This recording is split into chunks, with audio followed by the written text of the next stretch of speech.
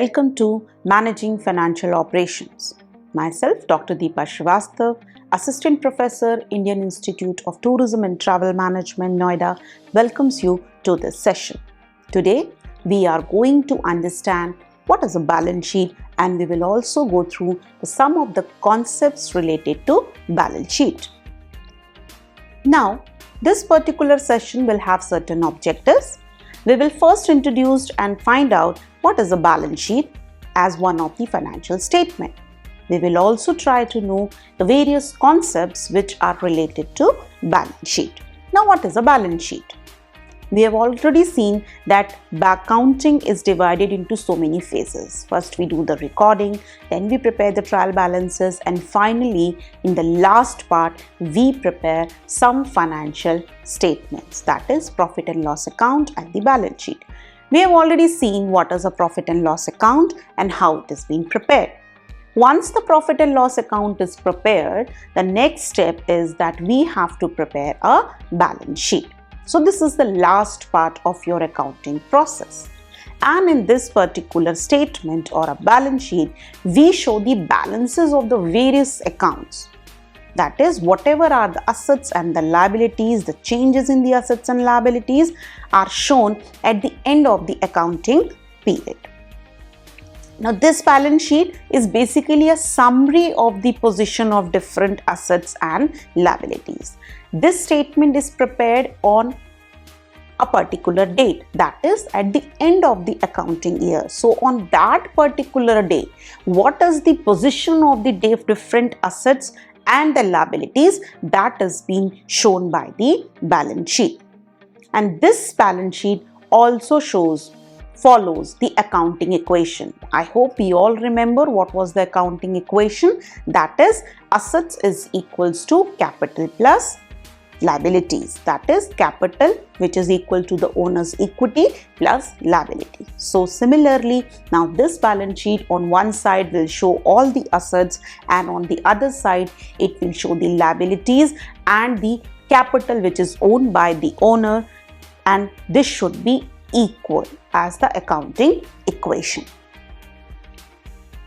This balance sheet depicts the organization's ability to pay its current debts. That is, this particular statement, balance sheet, comments on the financial position of your organization.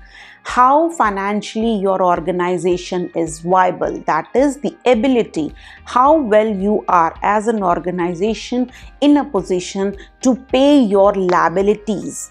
So, what is the assets? What assets are there which are equivalent to your liability? What is the value of different assets? What is the quality of different type of assets? What makes those assets? That is the understanding which balance sheet is going to give. So what are the different assets? What are the value of the assets? And along with those assets, what are the liabilities? And what is the worth, what is the value of that liability? So if we look into the various assets and liabilities which are shown in the balance sheet, we can easily find out that whether the business will be able to meet its liability. That is, if suddenly you have to pay for your liability, what is the quality of assets? What are the different assets which are available with the business so that assets can be used to pay your liability. So this is what we can find out from our balance sheet. So that is why we say it is a statement which shows the financial position. Where do you stand? What is the value and the quality of your assets and liability, and how well you are in a position to pay your liabilities. It also shows the efficiency. Yes, efficiency, how efficiently you are managing the value of your assets, the quality of your assets and the liability which are there within your organization. That can be seen, and it will comment on your efficiency, how efficiently you are utilizing your assets for your operations. Your profitability is totally dependent on how efficiently the assets of the business are being utilized, and you are creating liability also for those assets. So how the liabilities are created and how you are using the assets, how the profits are being earned, how much of the profit has been earned. So this balance sheet will comment on the efficiency of the organization in managing the organized operations. And It also shows the claim of owners against the business assets. Again, the accounting equation that assets are equal to capital plus liability. So whatever assets are there, they are two different class have a claim on it. One is the liability and another is the capital, that is the owner. So the value of the assets have a claim, is to be claimed by two people or two classes, that is capital and the liability. So this will show how much of the claim can be made by the owner on the assets of your organization. Now this balance sheet will show us three different things. It will be showing the assets on one side, which is owned by the business, that is something which is being enjoyed by the business. Business has a right on these. So the value of the assets are owned by the business. Then on the second side, we will have the liabilities, that is the obligations of the business, which the business has to pay in the near future, or what the business owes to other. Then we will have the equity, the claim of your owners in the name of capital. So it will be shown on the other side along with the liability. When we were preparing profit and loss account, then at that time we have seen certain concepts which are related to profit and loss account. Now similarly, when we are preparing a balance sheet, we have to keep in mind the certain concepts which are related to balance sheet. The first one is the entity concept. Now this entity concept says that the business and businessman are two separate persons. The identity of businessman, the owner, is different from its business. You cannot mix the two identities. So the very concept of accounting equation, that is assets is equals to liability plus capital. Capital is the investment by the owner, but this capital is not considered as an asset. No, why? Because business is a separate entity. For a business, this capital, which is the investment by the owner, is considered as a liability. Why? Because business is a separate person in the eyes of law. So business has to return this capital in near future to the businessman. So that is why the accounting equation says assets are equal to liability plus capital. Capital is considered as a liability. Why? Because business and businessman are two separate people. Business owns the assets and it owns certain liabilities, and capital is a liability for them.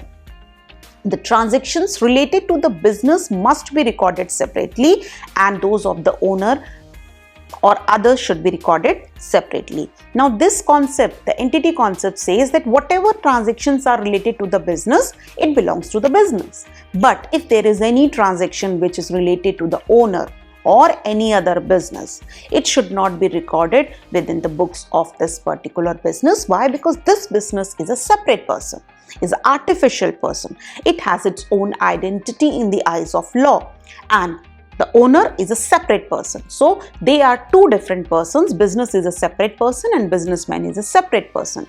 So the transactions related to the businessman or the transaction related to the other businesses of the businessman should not be recorded in this business books. Why? Because this is a separate person.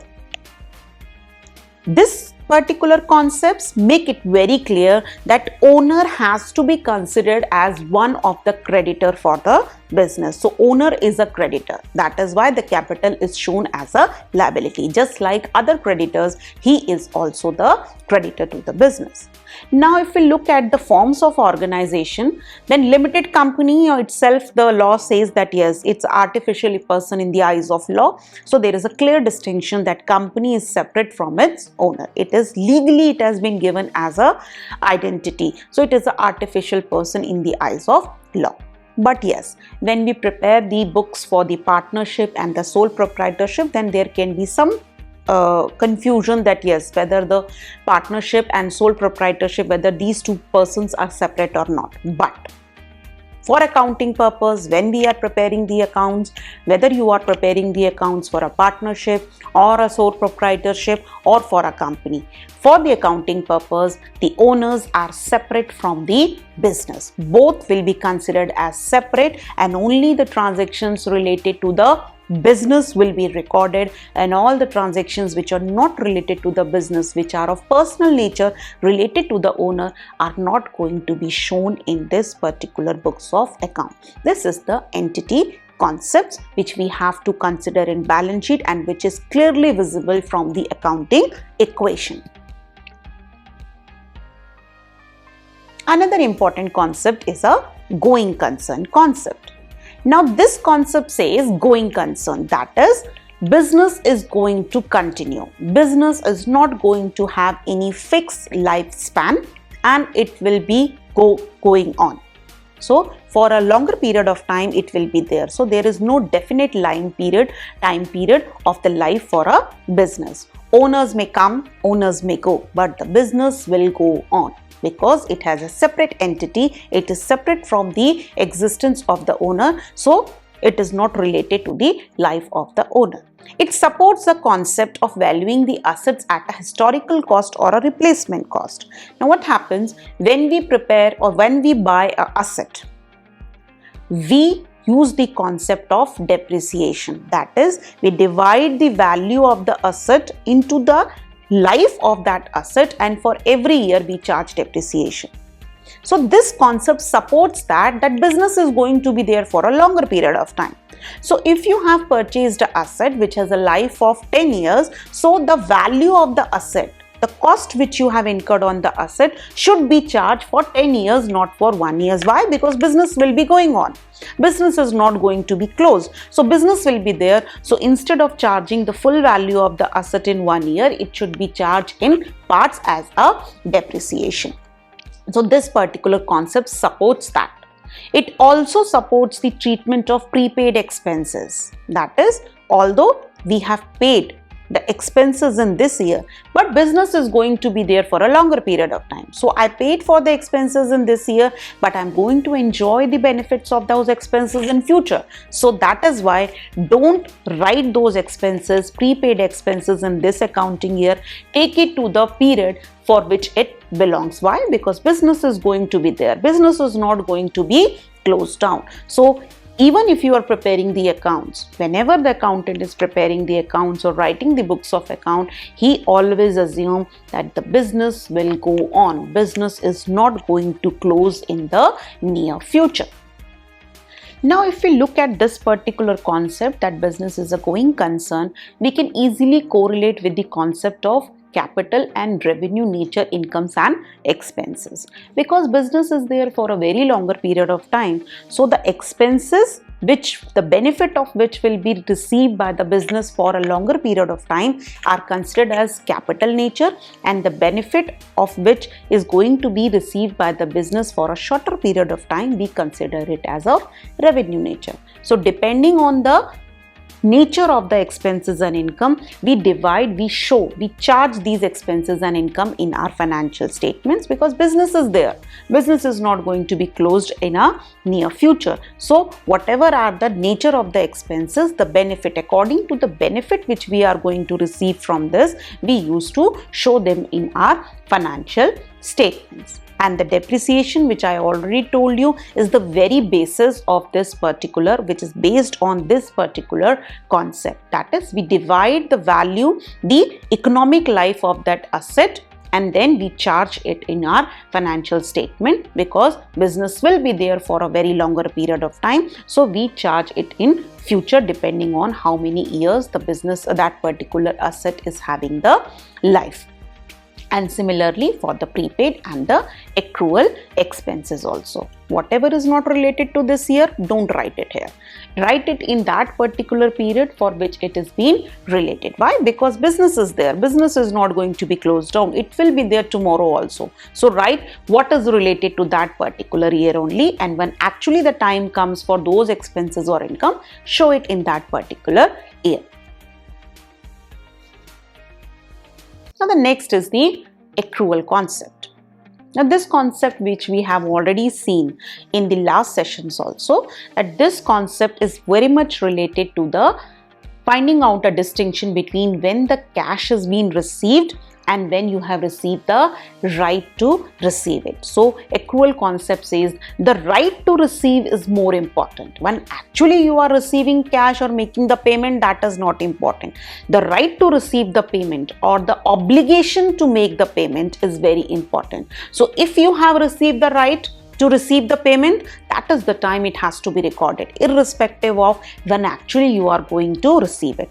Similarly, if you have received the legal obligation to pay, this is the time you have to record it, irrespective of when actually you are going to make the payment. So this accrual concept says the time when actually the obligation arises or the right arises related to the payments and the income, that is the time which has to be recognized. So when I am preparing the balance sheet, at that time I have to be very sure that yes, the value of your assets and liabilities should be shown as per the right to receive or the obligation to pay. So the changes in the value of assets and liabilities should be made according to this accrual concept. If you have received some right, okay, it should be shown in your assets and liabilities, irrespective whether you have received the payment or not.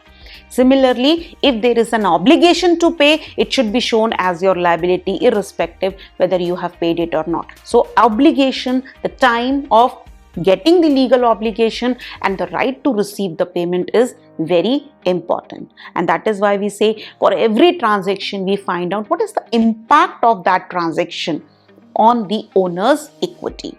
We have already seen that assets are equal to liability plus capital, or we can say capital is owner's equity, which also shows the profits, which also shows the revenues. That is the difference between the revenue and expenses, which becomes the profit. So every transaction is going to impact the owner's equity. So whatever is those transactions, it should be recorded according to the accrual concept. Now look at this example. A hotel is selling a room for rupees 55,000 and the sale is made on 25th March 2019. Now, when the sale is being made, the sale is being made in the accounting year 1st April 2018 to 31st March 2019. This will come in that particular year. But the payment is not received until 10th of April and the amount is due and payable to the firm on the date of sale. It is due on 25th of March, but the payment is not being realized by the company, by the hotel, which will be paid on 10th of April. Now, two accounting periods are involved over here.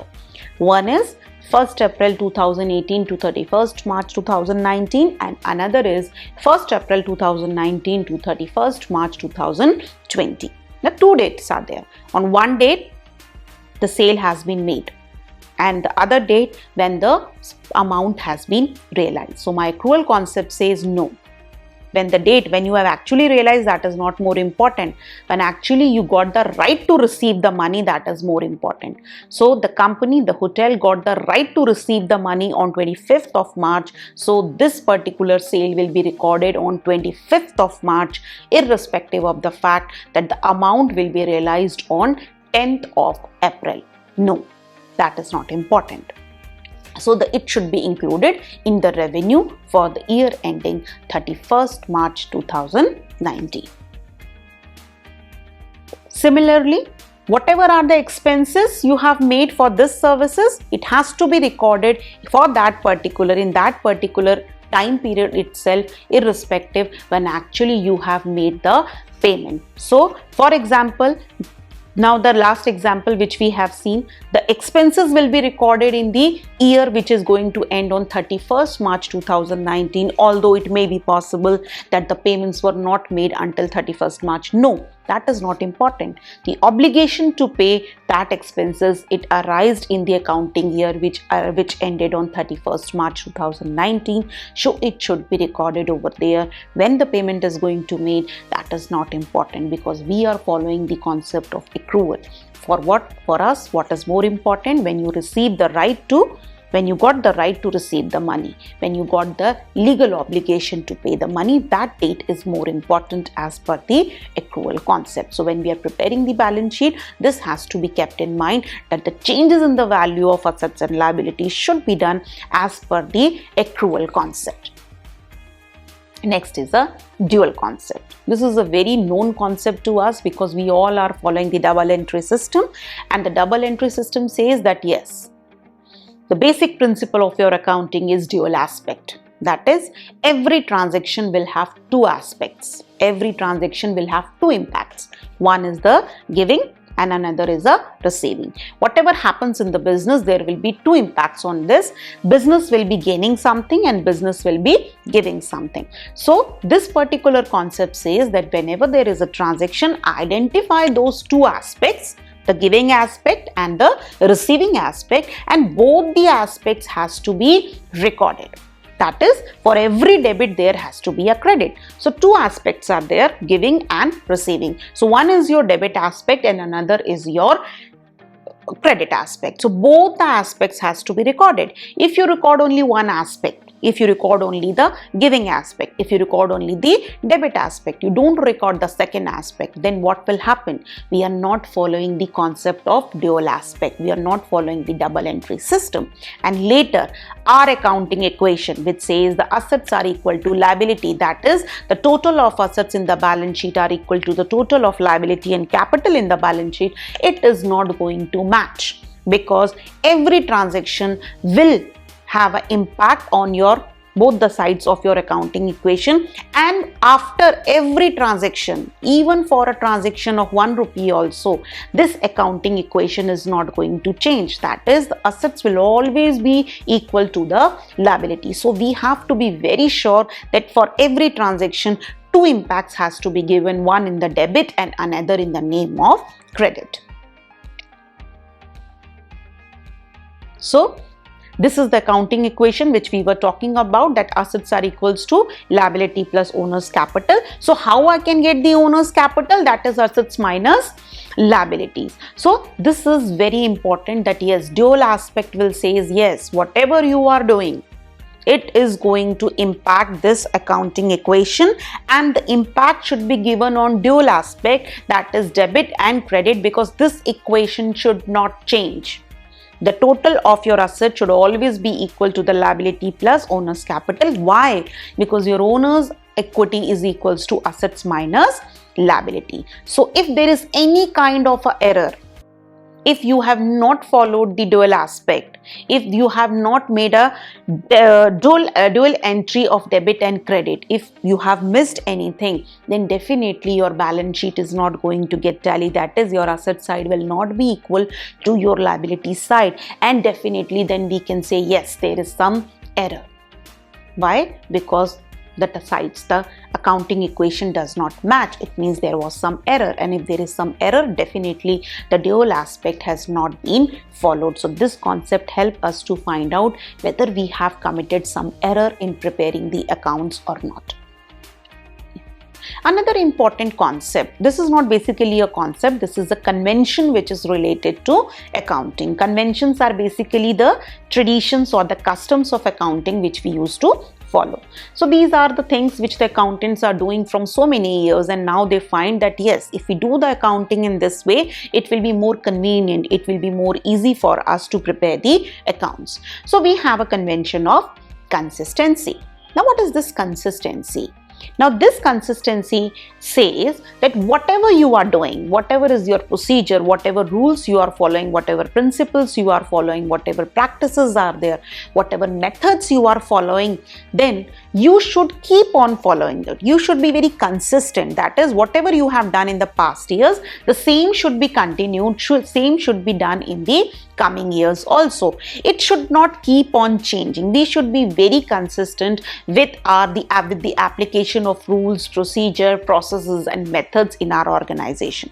Why? Because if we keep on changing the methods, if we keep on changing the rules, the regulation, the comparability is not going to be there. I cannot compare the results of one year with another years, with the last years or the previous years. Why? Because on the previous years, some other rule was was being applied. I was following some other method, and in the current year I am following some other method. So how I can compare the results of this year with the last year when the methods have changed? So for that particular reason, we say that we should be very consistent. We should not keep on changing our methods.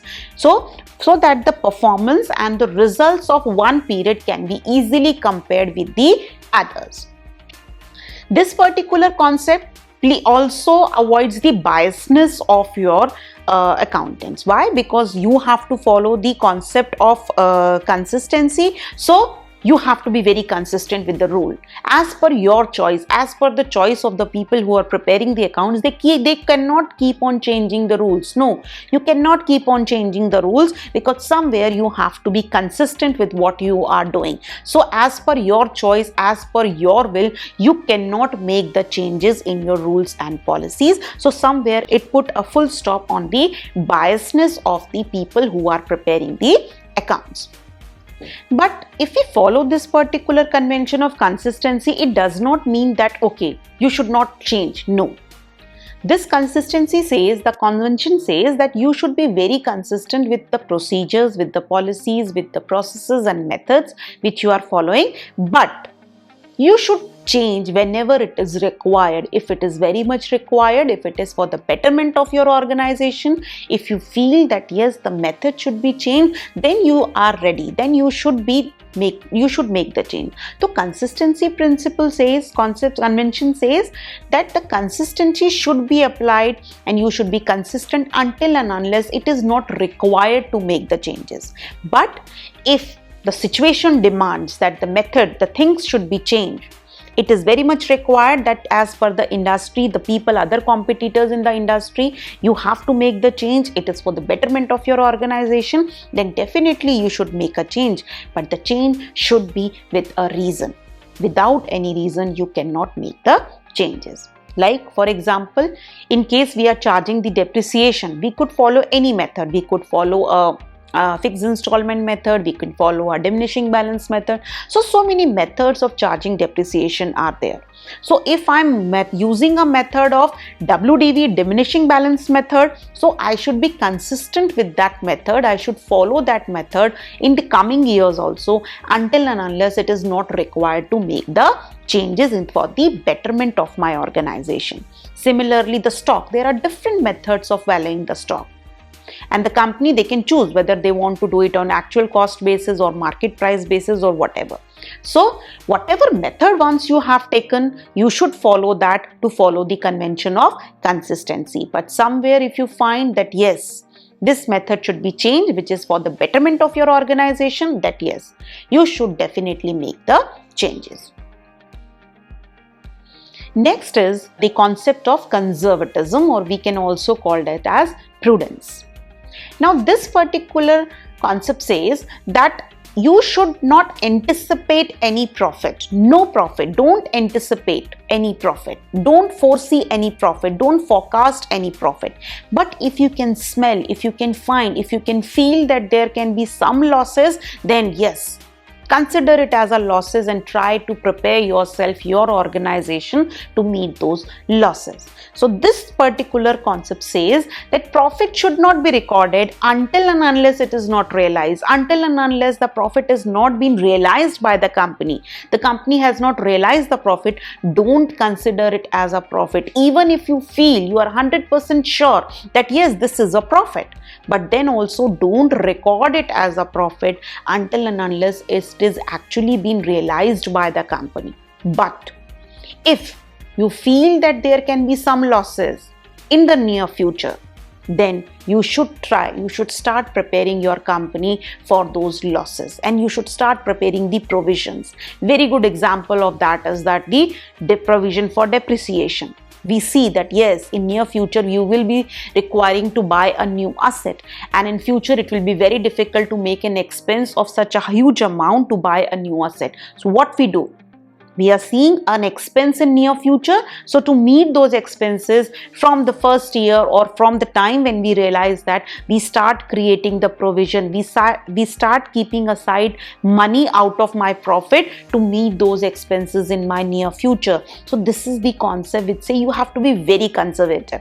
You have to be very concerned with the profits. No, don't consider profit as a profit until and unless it is not realized. But if you feel, if you smell, if you have a thinking, if you have a understanding that yes, there can be some losses in the future, consider it as a loss and start preparing yourself for those losses. Provisions are the example of this particular concept. Provisions are the result of this concept of prudence. That is, we made for all the known liability, whatever liability we can see that there can be a liability to pay the loans. Okay, so start keeping a sum of money to pay the loans. If you see that there can be some expenses, an asset has to be purchased, keep aside money from your profits to meet those expenses. If you feel there can be some losses, there are some debtors, there is every possibility that the debtor is not going to make the full payment. Okay, I can feel that yes, there can be some bad debts. That is, my debtors are going to become bad. They are not going to pay me the money.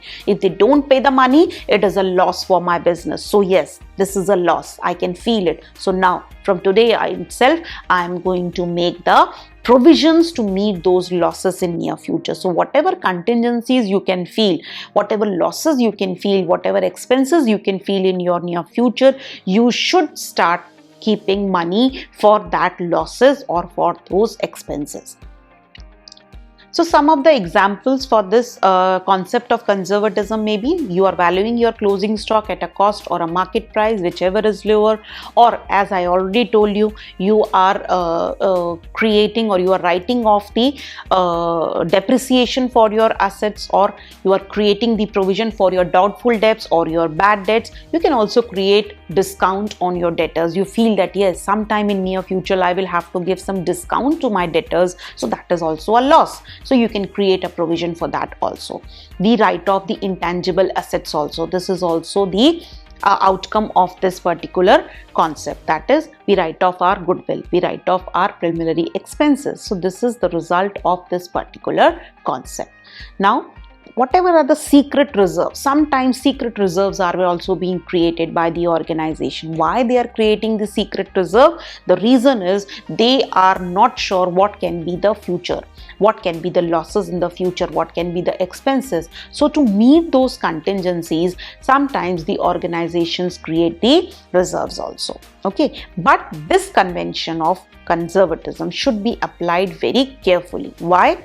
Because too much of application or too much of to be very conservative may give rise to problems. That is, you are creating so many reserves, you are creating so many provisions in your organization. So this is also not very good. So you have to be very careful in finding out what can be the probable losses in the near future, what can be the probable expenses in the future, and accordingly we have to apply this concept. But don't anticipate any profit. Don't consider profit as a profit until and unless it has been realized. But if you can find, if you can smell some expenses, start creating a provision, start preparing yourself to meet those expenses. So at the end, we can say that all the assets and liabilities which are being there in an organization, which are shown in the form of a balance sheet on a one particular day. That is, it is the value of the assets and liability on that particular date. That is the last date of the accounting period, and it will definitely help the stakeholders, the people who are concerned with the business, to understand, to assess the financial health of your business. It is only the master account. It is a kind of a summary of your financial position, and on both the sides, the asset should always be equal to your liability and capital. So this accounting equation is not going to change. So the balance sheet, if at the end your assets are equal to your liability, so we can say yes, we have followed the concept of dual aspect, we have followed the concept of accrual also, and that is why the monetary value of my assets is equal to the monetary value of my liabilities. So this is what we have for the balance sheet. What is a balance sheet? We have already seen what is a balance sheet, why it has been prepared, because it is prepared to understand the financial health of your business. So I hope that in this session we would have been able to revise some of the concepts which we have already studied when we were doing the accounting, and we will also be able to find out how these concepts would be applied when we prepare or when we look into our balance sheet. Thank you.